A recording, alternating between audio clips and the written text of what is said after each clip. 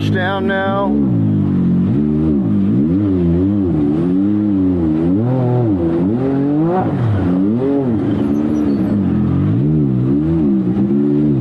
So it is a lot more dangerous in the mud.